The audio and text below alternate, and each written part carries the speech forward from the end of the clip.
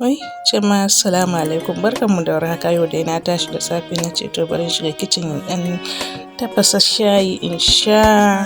So ga kicin ɗin dai ƙura hazo, kun san dai lokacin hutu ne yanzu, so na ɗan goggoge abubuwa.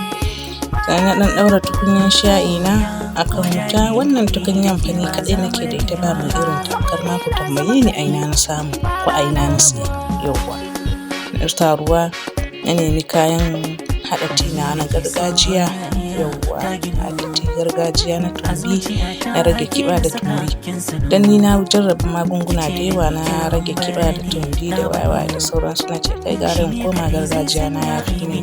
Dan ni fa a unguwarmu da tumbi na yanda ka san mai ciki kullum tambaya na ake, yaushe zaki haihu, yaushe zaki haihu? To fa haihuwa ya gagara har yau, tumbi kuma ga ta nan, amma dai ta ɗan ragu masha Allah, ta ragu insha Allah.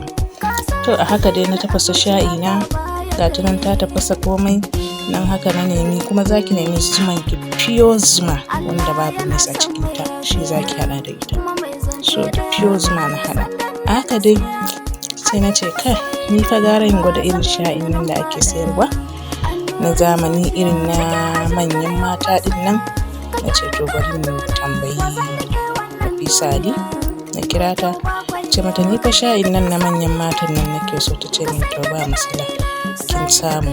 Haka ta faɗa min shayin nan in gaya miki, da na zo na sha shayin nan na ɗan lokaci kaɗan na ga result na wannan shayin, na ga effective na shi a jikina. Gaskiya shayin yayi, shayin Nafisa Ali duniya ne. Gwada kuma ku gani, insha Allah za ku samu kyakkyawan sakamako. Ni fa daga karshe da na zo mata godiya na ce Nafisa ni fa shayin nan fa na sha, na ji shi kuma tsaro, kuma wallahi in gaya miki na samu sakamako. Yanzu har wani waist ɗina yayi snatching, in gaya miki har wani sa fitted gown nake yi. Da fa ba na sa fitted gown, sabagin ƙaton tumbi, amma yanzu tumbi na ya zama daidai, yayi ɗagos ni ma har wani jin kaina nake yi. In gaya miki ce ai to shikenan an zo gurin ke kam. Za ta fara min wannan turancin nasu na Sokoto. Na ce mata ni ba cinsa nake yi ba, ki min magana straight forward direct. Yauwa ce mata ke dai kawai sai mun haɗu. Masha Allah, gwada wannan shayi.